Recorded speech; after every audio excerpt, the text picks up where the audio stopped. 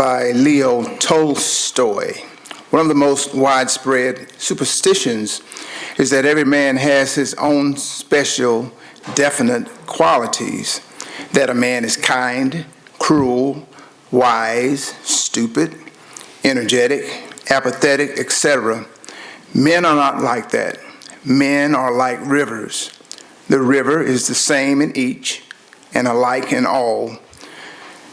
But every river is narrow here, is more rapid there, here slower, there broader, now clear, now cold, now dull, now warm.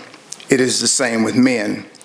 Every man carries in himself the germs of every human quality, and sometimes one manifests itself, sometimes another, and the man often becomes unlike himself while still remaining the same man.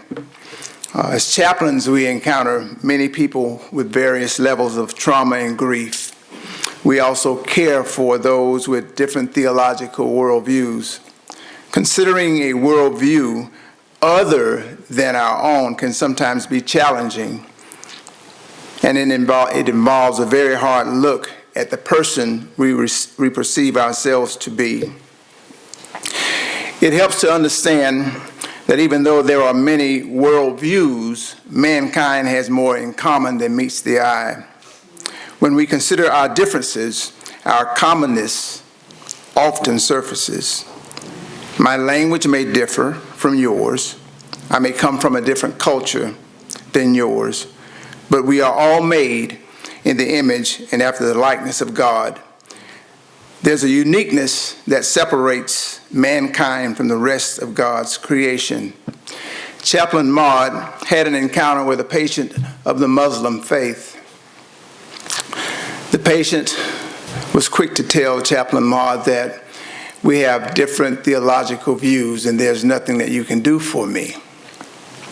Chaplain Maud's response was, well, tell me, what can I do for you in your faith?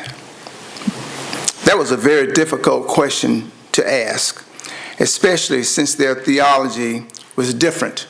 However, in that moment, a number of things happened. Chaplain Maud became vulnerable, but not in a negative sense. The patient was able to understand that Chaplain Maud was genuine in her efforts to make a connection with him. In chaplaincy, what a patient believes is not a prerequisite that determines care. The patient reached out to Chaplain Maud to shake her hand. No, he was not congratulating her. Instead, this was his way of saying thanks. And this is all I need. Every Sunday here at Tusculum Baptist Church, we are engaged in chaplaincy as Pastor Davis holds up this card. This card is. And he says this, something similar to this. Let us know what we can do for you.